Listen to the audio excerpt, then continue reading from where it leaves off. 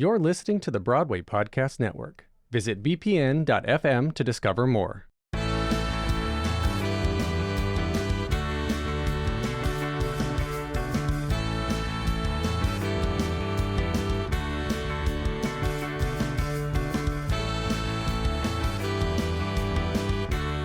Hello, I'm Jesse McAdoo. And I'm Alan Seals. And I'm Liz Eston. And welcome to Carrey'd Away, a podcast where we explore the films and television shows starring the one and only James Eugene Carrey. And you guys, we're back at it into deep insanity.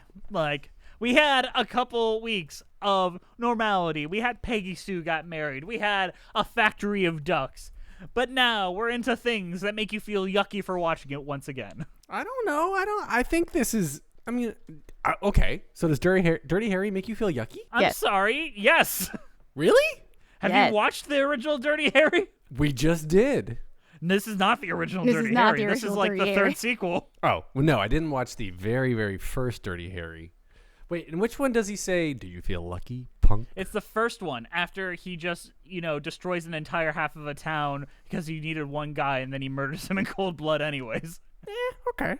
So this Like is... the entire thing about Dirty Harry is he is a bad cop. Like he is a very mean priest brutality kind of guy, and he's respected for it. Because you know what? The only way we get things done is to take civilians' rights away from them. I guess so. I mean, it's one way to, get what you need in the world. I guess. But how about we jump into our time machine back to the year 1988, where Margaret Thatcher becomes the longest-serving British Prime Minister of the 20th century. The first U.S. test tube quintuplets are born in Royal Oak, Michigan. And Vice President George W. Bush meets with the... I don't think that's accurate. I don't think that's an accurate information I got there. I'm going to pick something else. Because, A, George W. Bush was never vice president. George H.W. Bush was. Yes. And true. U.S. President Ronald Reagan arrives in Brussels, Belgium for the first NATO summit in 6 years. And also, Clint Eastwood is back on his bullshit and makes the film The Deadpool. So you think you know what Dirty Harry's up to? Well, take another look.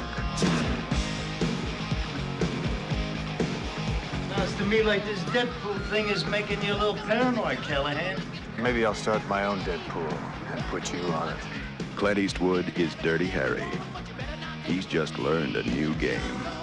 The Deadpool. So The Deadpool was released on July 13th, 1988, with a screenplay by Steve Sharon and a story by Steve Sharon, Dirk Pearson, Sandy Shaw, Harry Julian Fink, and R.M. Fink, directed by Buddy Van Horn, who was Clint Eastwood's stunt double for years, and is basically just a hired hand to do whatever Clint Eastwood wants. He did a lot of films, including Every Which Way That You Go, where he was acting against a monkey. Clint Eastwood has a long and varied career, which is very interesting, but not what we're talking about now. Maybe in our next podcast series. The plot of The Deadpool is Inspector Dirty Harry Callahan must stop a secret contest to murder various San Francisco celebrities, with himself being one of the targets. So, Alan, as you stated before, you kind of like the movie. Liz, what did you think about it? I don't like it. Why not? What about it? Let's give me a specific. So for context, I've never seen a Dirty Harry movie in my life. This is Dirty Harry number 1. Okay, Dirty number 1. This is Dirty Harry 5. No, I mean for you, this is Dirty Harry 1. This is Dirty Harry 1 This for me. might as but well be one. It's for the series. It's Dirty Harry 5 Okay. in the timeline, and I have no idea who this man is. I don't know anything about him, and I don't care. And then it was interesting, but I didn't connect with it in any way, just because it's Clint Eastwood. Like, he thinks he's so funny, but he's genuinely not funny half the time. Like, what is our history with Clint Eastwood collectively? Like, as a figure, as an actor, as a director, what is our relationship with him? Because it's almost as interesting as talking about our relationship with Jim Carrey. He's been a constant figure probably since all of us were born. Before then. Yes. He's still working, too. Still working, still directing, and at least later in my adult life seems to be doing some pretty solid projects. I don't know. I never actually thought about it. I've shifted over to try to think about what our podcast all about Clint Eastwood's filmography is going to be called. Clint Podstwood. Podcast Woodsters. Paint your podcast. Paint Paint your breath. Do you feel lucky? Podcast. Clint Eastwood, I have a begrudging respect for. I don't particularly like the man. I don't think he's a very engaging actor. I don't think he's a very striking presence. Outside of the Sergio Leone movies, that's a big asterisk. But his point there is to kind of be enigmatic. But when he tries to play relatable everyman, it falls onto his face hardcore. I have watched the first Dirty Harry movie, as called Dirty Harry, which is like, if I was in charge of the Zodiac case, I would have got it done because I would have killed any civilian in my way, which is basically the Dirty Harry way, which is I will pull out my gun, kill whoever I need, and it doesn't matter because I represent the law and whatever I say goes. Right. Which is a horrendous way and leads to a lot of what I believe the mentality of modern police officers are, and what is leading us into the crazy relationship between civilian and police that has reached a head in the last couple of years, as we have seen in numerous protests, numerous call-outs, and the fact that we can get everything on camera. Because I think a lot of the mentality brought about by Dirty Harry. That being said, I'm trying to let all that go, because I actually kind of like Clint Eastwood as a director. I think Sully was a pretty good film. I think that Hereafter has like one of the most incredible hurricane sequences I've ever seen on film. And as a figure, I appreciate anyone that's just still making films about him doing things like his last film, The Mule. He has not one, but 2 3-ways with women that are young. And that's the perk of being able to direct and act in your own films. Remind me to be no, don't do that. Don't remind me to do anything. How about we get back to Jim Carrey? Yes, so why are we talking about this Clint Eastwood film on this Jim Carrey podcast, you are wondering? This is probably Jim Carrey's biggest film role yet. Absolutely. And he is dead at... his death is the inciting incident of this movie. Yeah, he kicks off the action. Without him, the movie doesn't happen. And he's good. He's really, really good. He still has a lot of that weird kind of I don't know what I am insecurity, but they are letting him just kind of go off a bit. And in their YouTube clip, right, that we could probably insert right now. Not many people know this, but Clint Eastwood was one of my first supporters in the business. At the time, I was a struggling actor, and I was cast to play the part of a crazed, drug-fiend rock star named Johnny Squares in the Dirty Harry film, The Deadpool. For my audition, I was put on tape singing an Alice Cooper song. I went completely nuts. Afterwards, I wondered if I had gone too far. In those days, I still worried about that sort of thing. But when I finally met Clint, he just said to me, I love that tape. And I show it to all my friends. He was talking about, and presenting at an award ceremony, talking to a bunch of celebrities about his audition for Clint Eastwood, where I don't know how true it was that it was a two-minute audition. Could very well be that he just did himself all over the place. I put in air quotes, Which himself. Which seems in character. And then worried he did too much, which I think it was very telling of every episode that or sort of what we've discussed up until this point is he's not finally finding who he is until it sounds like now's when he's starting to figure out like, oh, I can do the funny faces. I can do the off the wall kind of behavior, and it works for the character because he even said there he wasn't sure if he went too far. And then in this scene where he gives himself a flu shot, as you said earlier, he overdoses on a flu shot. Right into the vein. Right into the vein. He just ties it up, overdoses. And but in that beginning of that scene, when he's doing the film, he does the stereotypical like the corners of his mouth touch his collarbones, whatever he can do there. Sucks, man. How can I sing with shit exploding all over the place? It's just an accident, Johnny. If you ask me, this whole movie is an accident. How the fuck did I let myself get talked into this shit? Johnny, you needed a music video and I needed this sequence for the film. Stop complaining. We're both getting what we want. Yeah, well, I don't see why we couldn't shoot on a nice warm soundstage instead of a goddamn meat locker. I told you I needed cold so the audience can see your breath when you sing. It's an effect. Brilliant. It won't be original or creative, but at least the audience will know I froze my ass off. And what the hell's that supposed to mean? It means a director with talent would have the guts to shoot something original instead of ripping off old movies like The Exorcist. It's not a rip-off. It's a homage. You stupid. And he's playing a rock star that is addicted to heroin and Flu dies. shots. Flu I'm shots. so sorry, flu shots. Dies of an apparent flu shot overdose. However, we see very clearly there's no mystery. Columbo would have figured this out in 5 minutes. This is a musical. Jeez, Jess, don't bring can't bring up Columbo into this one too. I was going to say Matlock. Either one of them could have figured this one out because, like, we see who it is. And then Dirty Harry is called onto the scene, and Jim Carrey was being directed by a very young, very ponytailed Liam Neeson, using his natural accent for once. Liam Neeson's? I love Liam Neeson. This is going to be a tangent, and I know for a fact I brought this up on Musicals with Cheese before. Do you guys know about Liam Peeson? No. No. Who is really Liam Liam Peeson? Peeson? So, context. When Liam Neeson was married, he was married to Natasha Richardson. She tragically died in a skiing accident, leaving him really broken by it. This is going to get serious for a second. And part of his grieving was he would go out to bars and just drink and drink and drink to the point of blacking out. However, doing that does not stop you from being a celebrity, and it does not stop people from taking pictures of you. So there are so many photos of Liam Neeson taking photos with fans with so much piss in his pants. I just put in Liam Peeson into Google, and the first result is a Reddit result that's titled, "Why does Liam Neeson pee his pants so much?" Like, it is ridiculous how much this has happened. It has become a thing, but I think it's so... It does stem from tragedy. I don't mean to make fun of his tragedy, but... Oh, Yeah, poor this is boy. painful to look at. Yeah. It was... Never before in my life could I have imagined someone having so many photos of themselves with piss in their pants. And not knowing it and continuing to repeat the same behavior on top of it. Yes. Yeah. Which the photos alone are sad, but at first glance, without that context, kind of funny.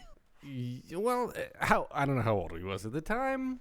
Making fun of people's inability to control their bodily functions, probably But not at a the certain coolest. point, I have to wonder, maybe he just doesn't care. I mean, He doesn't seem like a guy that's that insecure about things. I'm a particular guy with a particular set of skills, and I like to pee my pants. Two Liam Neesons kidnap each other's daughters. I have your daughter. You have my daughter.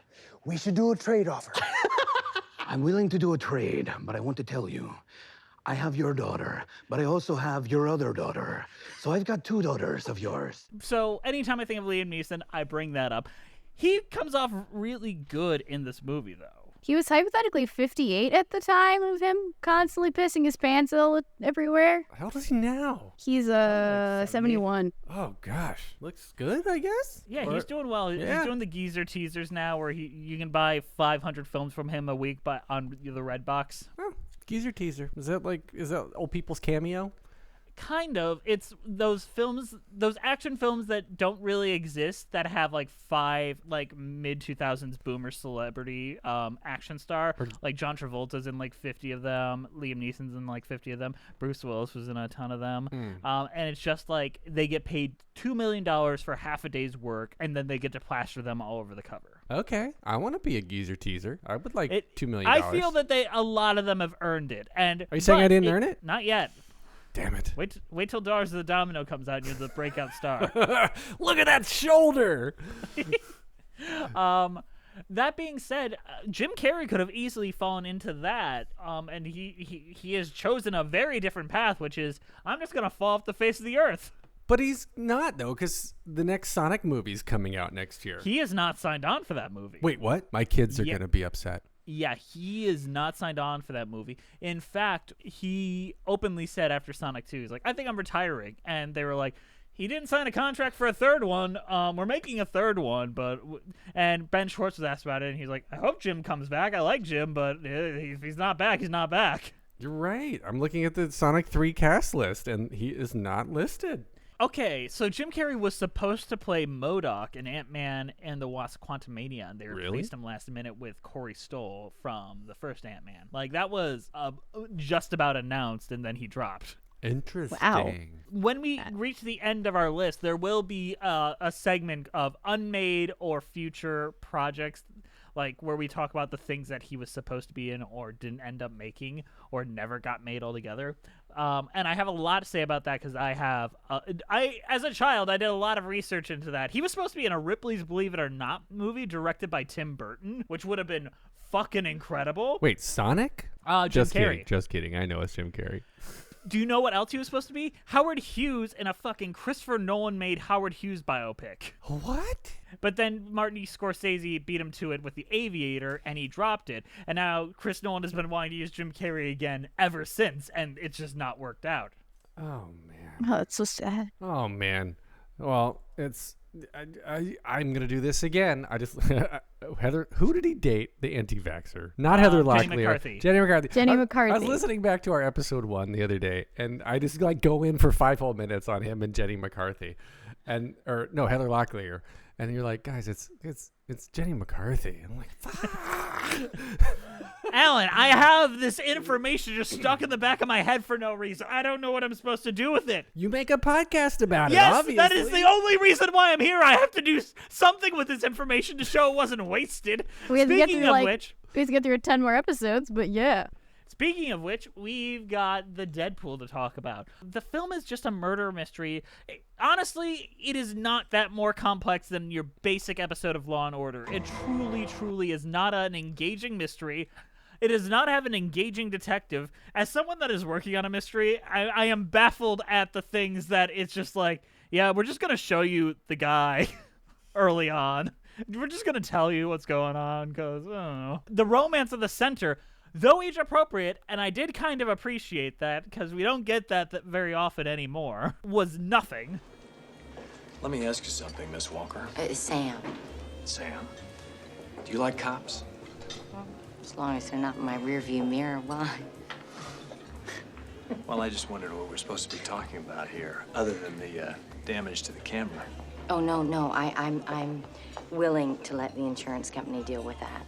And I think I can be persuaded to drop the lawsuit, but I want something in return.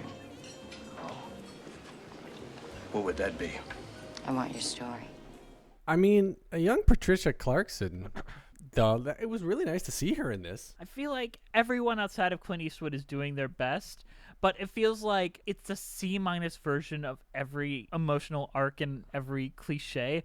Like, he gets a new partner at the beginning, who happens to be an Asian man, and nothing is done there. They just exist next to each other, and there's the implication that there's racism on Dirty Harry's part, and it's never explored. The guy might as well not be there, and then at the end he gets shot, but it's a bulletproof vest. Nothing there. There is no characters in this, just fucking puppets being, like, marionetted around to get to the end of the movie. I guess we don't have to pull you off the street completely. If you'd just be more cooperative with the press. Anything else? Yeah. Quan, would you come in here for a minute? Quan's moving over from youth gang task force to homicide. Good. Homicide can always use a cop with Al's experience. I'm glad you agree. Because if you want to stay on the street, you take Quan with you to watch your back. Now hold on. That's final. Well, that's just swell. Being as that most of my partners end up in the hospital or dead, why don't you ask Al how he feels about all that? What about it, Quan? Any objections to working with Callahan here? I think I can handle it. Get a bulletproof vest, kid. Well, personally, I think teaming Callahan with a Chinese American would be very good for the department's image. Well, I mean, this could be a rather short episode because Jim Carrey's scene was itty bitty tiny compared to the whole thing. Yes, but that being said, Jim Carrey's the only one with an energy and an intensity to them. No one else brings that. Like, Liam Neeson is doing his job, but no one else is doing much. Angry Police Captain is doing something, but I don't know his name, so, like, Angry Police Captain. You know, Dirty Harry, Jim Carrey, and that's it. So this is Warner Brothers who made this, so it's Yes. Jim Carrey's first, like, big budget film he's done. So it's probably pretty cool along those lines for him. So this wasn't even Clint Eastwood directing this yet. But yeah, got a 53% on Rotten Tomatoes. So, I mean, take that for what it's worth. I mean, yeah, but also, like, how many of them are reviewing it now with the hindsight, and how many are reviewing it from when it came out? But I feel like I guess is like, Rotten Tomatoes either is going to be high or super low, and you want it to be one or the other. Because if it's super low, it's going to be a cult classic. that's not always true. Well, super high doesn't mean it's really good either, in my opinion. I don't think Rotten Tomatoes is a good estimate. Like, there are movies that are super rotten on Rotten Tomatoes that I think are fantastic, like Hook. Hook is a fantastic children's film. Did not know Hook was rated poorly. I will agree with you on that one. Yeah, like Rotten Tomatoes is not a barometer for anything, if you ask me, aside from like, hey, what do you want to remember what Roger Ebert said about this? Which is the only reason why I go there is like, yeah, I'll check out what Roger Ebert said about this in like 2 sentences. Fair. I mean, Rotten Tomatoes is probably like 10 people in a van out there at least watching movies all day. As far as the Dirty Harry series goes, as far as box office, this is the second lowest to the first, and the first was just kind of like this cheap breakout hit, so the fact that it made that much money was kind of a miracle. Every other Dirty Harry movie, aside from the original, made more than this. This is the 4th lowest, and the reason why they stopped with this one, like, the shimmer had fallen off of this franchise hardcore, and you could feel it. Everyone looks tired of this shit, and I'm surprised Eastwood hasn't come back to it at some point to be like, he's back and he's gonna kill more minorities and search and without a warrant. He's gonna do all these things that your dad loved the fact that he did. Yeah. No, I don't know. Yeah, I have no idea what's going on in his head. But let's see what the critics said when this came out. Speak of the devil, it's Roger Ebert, who said in the July 13th, 1988 review, the balancing act in a good Dirty Harry movie is between the familiar notes, which remain the same every time, and the new angles in every case. The Deadpool, which is as good as the original Dirty Harry, has lots of new angles and a lot of things to say, especially about horror films, television news, and the burden of being a celebrity. That is a good point, Roger Ebert, and we didn't bring that up. The fact is, Liam Neeson's character is a horror film director, and they show clips of his work, and sincerely, my hand to God, I wish I were watching those films rather than the film I had on. He's working on a movie called Hotel Satan during the production of during the Deadpool, and I'm like, I just want to watch Hotel Satan. Like, that sounds great. I want to watch Jim Carrey in Hotel Satan. Yes, yeah. Liam Neeson directing Jim Carrey in Hotel Satan with a random Welcome to the Jungle musical number in it looks incredible.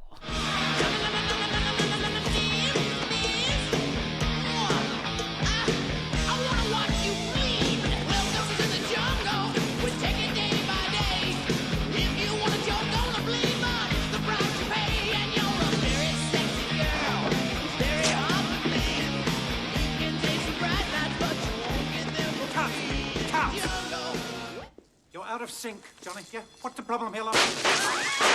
Don't worry. Where is that suit? Yeah. And truly. Liam Neeson's ponytail should have its own spin-off. Yeah, that'll be the Deadpool 2, starring Ryan Reynolds. So I bring that up. Rob Liefeld, who created Deadpool, said that he stole the name from this movie. So if we have anything to curse this movie with, it's the fact that it thought that Ryan Reynolds deserved a career renaissance. All right, let's move on to the New York Times. Vincent Canby, who said, at the same time, though the Dirty Harry's movies have been getting smaller, none is smaller than the Deadpool, which is the tall, lean, sinewy actor drags behind him as if it were a toy duck. It quacks slow or fast, depending on the speed at which it's being pulled. I love that. That's a great metaphor to describe Eastwood, where he's just like this puppet. Just literally like mine, just a puppet being dragged around. Hard agree.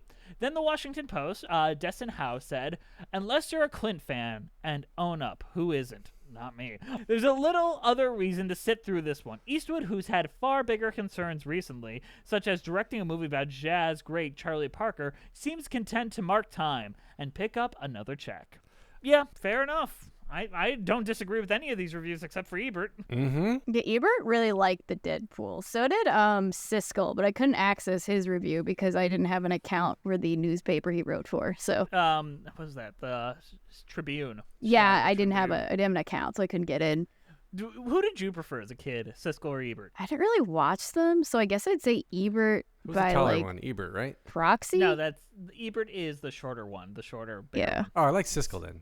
Siskel was a better reviewer. Ebert was a more interesting character. So I'd rather read a Siskel review, but I'd rather watch Ebert on TV. Yes. I do enjoy watching them rant about horror movies. It's like they're the worst thing ever invented.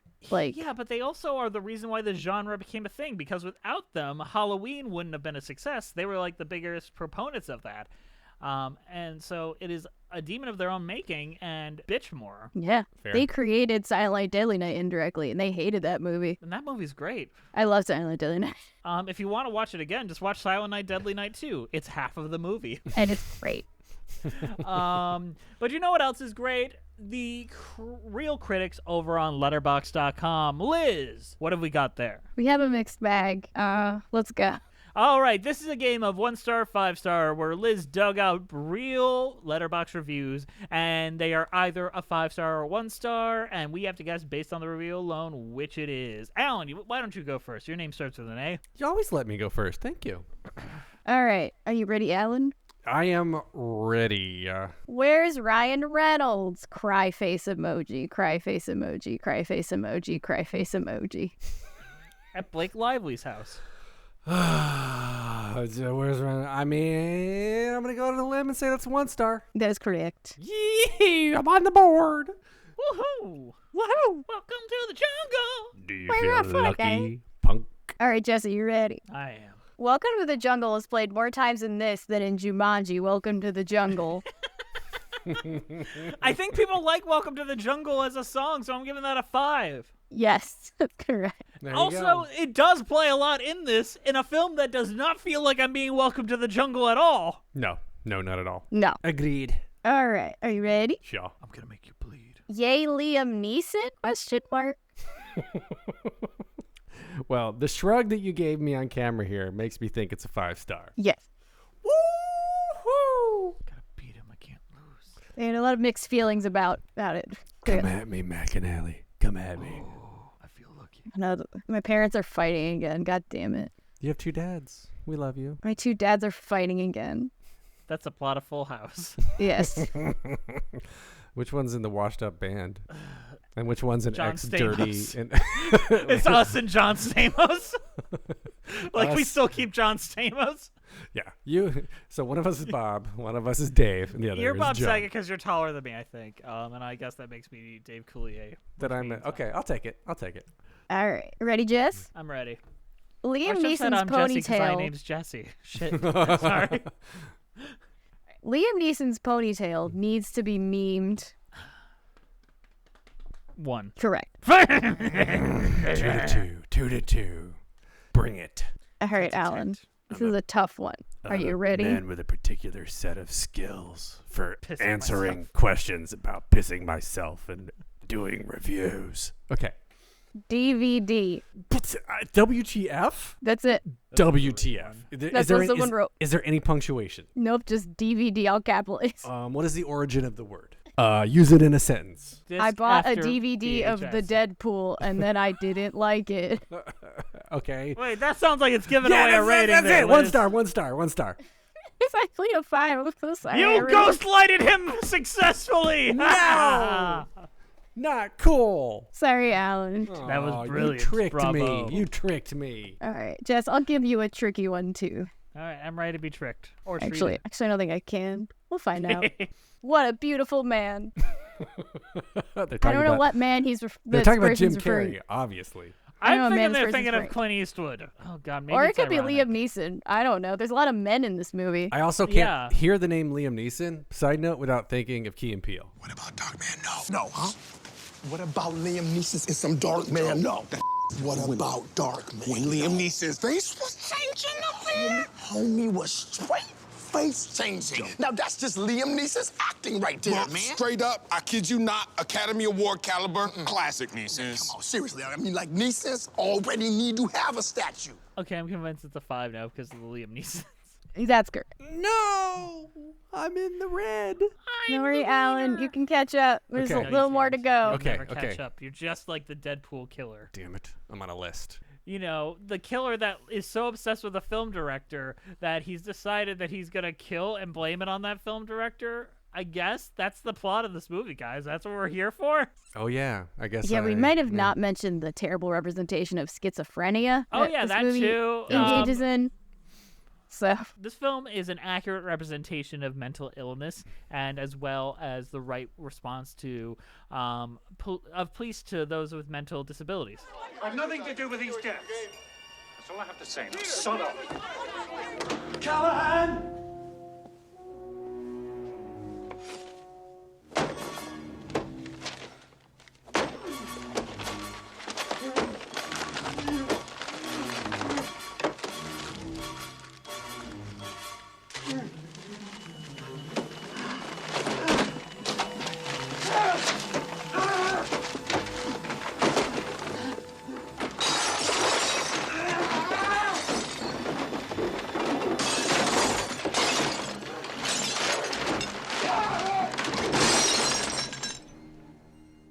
That's irony. That's sarcasm, kids. Look it up in the dictionary. Ask your parents. Okay, maybe I will.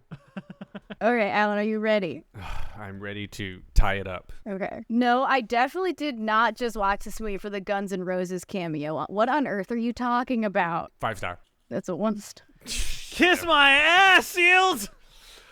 That's it. I sealed my fate. Sealed my fate on that one. No, there's still more. There's still more. Seals his fate. Seals my fate. You do not get the seals of approval, McAnally. Do I get one, Alan? Yes. You always get my Yay. seals of approval. Well, there we go. All right, Jesse, ready? I'm ready. This is a comedy film. It is, though. It is objectively hilarious when the killer is obsessed with a film director. I can see people hate watching this, sincerely. I'm going to call this a 5. Yes. Damn it. 2 in the hole. 2 in the hole. Like, I mean, it's like my favorite Jim Carrey comedy so far. Out of context, if you snip out his little scenes, it's actually, he's pretty good. He's really good. Yeah. He does a 5-second summary in his AFI speech where he's like, I can handle it, man. He slams on the ground. It's great. It's an accurate representation of him in this movie. That was great. Then with Clint's help, we honed the final performance down to this little piece that I'd like to perform for you now. Hey, man, I can handle it. Okay. Who? It was just Jess, right? I think I just answered. Yeah, It's you Alan. just did. My brain fried a bit. It's okay. In case you haven't noticed, we've been doing this for a year nonstop. And Yeah, you're just totally. listening to it now. Totally. Totally. We're way ahead of the game. Yep. Are you ready, Alan? I put on the wrong movie. They wanted Deadpool 2 starring Ryan Reynolds. 1 star. That's correct. All right. I've narrowed the gap. All right. Jesse, ready? I'm ready. Now I can never unsee James Carrey Ace Ventura-ing when I hear Welcome to the Jungle. I mainly did that one for the Ace Ventura-ing verb, which... I love the fact that they referred to his name that he chose to be credited in the end credits and not like the nomenclature of Jim Carrey. Oh, yeah. I forgot to mention that. In the credits, he is James Carrey. Which he is in Living Color as well, as Jess pointed out. Yeah. For the first At some 2 point. seasons, he is James Carrey. He's trying to be a real actor. You can't call him Jim no more. All right. He's taking it seriously, taking the craft. All right. He's a serious actor. Okay, He's give taking us it down to San Francisco, working with Clint Eastwood, doing his best. 1 star. Give us your wrong answer. Yes. Oh, damn it. All right, there's 2 left. So. All right, so Jess, you got to miss both of these. Got it? Jess has just Well, one of them's yours, Alan. One of them's yours, Alan. I think I've pretty much got this. I thought you meant now. 2 rounds. Okay, there's no way I can win No, there's this. 2 reviews left. Yeah, okay. 1 round You know left. what, Liz? I'm gonna bequeath these to Alan. both of them. Nope. I'm going out guns blazing. Dirty Harry No, style. Okay, I want to do the first one to Alan. If Jess rejects the next one, I'm going to give it right back to you, Alan. Okay? So we can maybe tie? Okay. Maybe. Okay. All right. I was only here for Guns N' Roses, not going to lie. 1 star. 1 star. That was a 5. No! Well, there's no way he can win ever, so let's just do this. Give it to me, Liz. This movie is outrageous. 1 star. That's a 5 star. That's a 5. You're I would have wrong. given that a 5. Oh, but I'm still the winner. Yes, 1. 1 by 2 on that one. But Alan, you're still winning on an overall basis. What is that? so- 6-4? Wait, how many have we recorded? Actually, I miscounted initially. 5-4 currently. 5-4. Yeah. You're Oh, at I'm one neck and round. neck. I'm coming up. I want the world to know. I mean, Alex Brabin, I still need to double check if he won, so we'll see. I think he lost, and I remember feeling really bad that he lost. But Alex Brightman always wins. Like, let's just give him an honorary win. All right. I think we are now just vamping because there's not much to say about the Deadpool aside from the fact it's a fucking really weird movie. And you know the worst part? This isn't even our last Clint Eastwood movie we have to watch for this show. No, it is Nort. No. It's Nort. No. We have one more where apparently Jim Carrey has an even smaller role. Why does Clint Eastwood keep doing him so wrong? Yeah. Why do we have to keep watching Clint by Eastwood Jim movies? Carrey's own admission, he got missed start. Jim Carrey's a nobody. No one's watching Copper Mountain. No one cares about Club Med antics. I mean, I love Alan Thicke. I'm all about some Copper Mountain. Okay, let's rewind. What would you give it? A no spank you? Oh, thank you. Yeah. And I'll play that right next to I love Copper Mountain. I love that shit. I gotta hate editing. Alan Thicke, fat jokes, really great. I honestly forgot what happened in Copper Mountain. Nothing happened in Copper Mountain. A bunch of musical numbers. Nothing. Yeah, so Dude, that was just a bunch of songs. It's a bunch. It was a promotion for that artist. Our overall thoughts on the Deadpool and our opinion of whether it is no spank you or an alrighty then. I almost went to the other show. I think I've done that a couple times.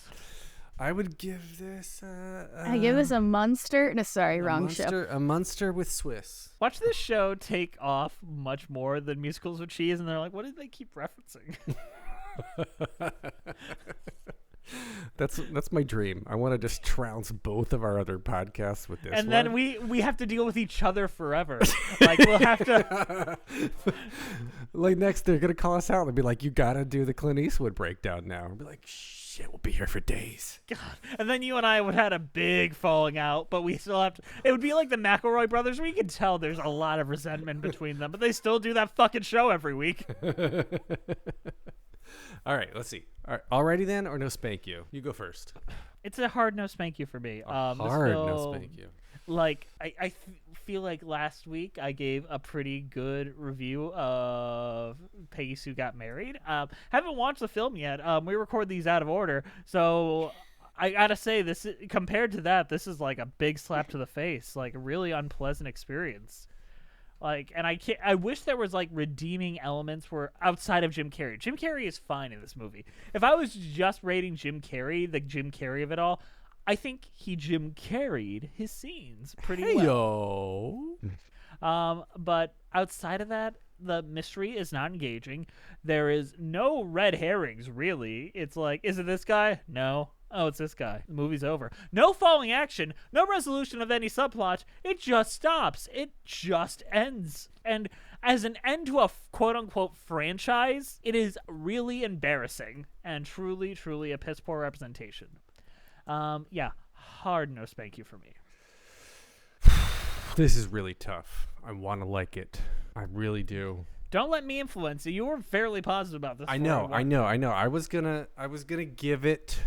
I mean, I'm allowed to change my mind because we had an engaging, intellectual, well-respected conversation. Yeah, we only insulted each other 3 times, so that's good for us. But you also beat me again, so... Again? Alan, you've won most of the games. This is your first loss in a while. In a while, but you just said it's 5-4, so he's only behind me by 1. Most of the just his wins are ties. Okay. Well, then I'm gonna give him a little bit of credit. I'm gonna go with a mild no spank you on this one. Liz, I think I know yours, but what is it? Very hard no spank you. I hate this. I don't like this movie. It's boring. There's a random prison scene in the middle, and I don't know why it happened. It has a very poor representation of schizophrenia, which I'm not going to go off on that right now because I don't have 6 hours, but, maybe the extended version of this. But it's I don't like this movie. We want more of this? More Deadpool content. Deadpool 3 no, with Deadpool Ryan Reynolds and Jim Carrey. And Hugh Jackman. Huge Ackman. Hugh Jackman and Jim Carrey's character in the Deadpool, who is somehow alive. The Deadpool. But yeah, Imagine if they I don't sang like together. I mean, I'd watch that. Yeah. Welcome to the jungle. We got fun and games. We got everything you want, even if it's strange. And Blake Lively just comes in and slaps them both. Just shut up. There's a tap dancing break in the middle. There you go. I'd be down for that. Solid pitch. Yeah, I don't like this. Low. All right. Well, very hard to spank you. I'll pass. I'm sorry, but don't forget that Hugh Jackman needs to intentionally break so that the audience will laugh because they aren't laughing already. Either way, let's continue. Does it hurt? Every time. It hurts every time when we have to pretend to laugh, me and Sutton, on stage. We know what we're doing is panderous. We don't care. It brings all the boys to the yard. All right. Let's go home, guys. We're done talking about the Deadpool. Let's get out of here. We gave way too many spankings today. So thank you for listening. Please follow us on iTunes, Spotify, and other places on Carried Away with Jess and Alan. Twitter at Carried Away Pod, Instagram Carried Away Pod, email us at carriedawaypodcast@gmail.com. Our title card is created by the amazing Grace Aki. We got to have them on soon. Go follow them on Instagram at It's Grace Aki. This show is produced by and edited by the incredible Elizabeth Eston. Liz, put some applause right here. Our theme song is I Choose You by the band Thanks. Thank you to the Broadway Podcast Network for having us on the platform and for not kicking us off, for daring to call Hugh Jackman pandering. I mean, if you agree with us, let us know. If you don't, let us know. Welcome to the jungle. Yeah, Mr. Podcast Network's going to kick us off. Welcome to the jungle. We have Hugh Jackman. We got Jim Carrey. Don't watch the Deadpool. Don't watch this. Just skip it. Yeah, I think this might be... The other ones at least had an interesting, like, hey, if you want to watch Jim Carrey in a weird porno, this one just is nothing. Like, watch the first 10 minutes, and then once Jim Carrey's dead, turn it off. That's a neat little short film about don't get too many flu shots. I mean, you're kind of fueling conspiracy theories right now. Oh, yeah. I mean, maybe this is what led to him, his opinions with Jenny McCarthy. You mean Heather Locklear. Yeah, Heather Locklear, yeah. The correct. Don't you guys gaslight me like this. And we'll see you next time on Carried Away.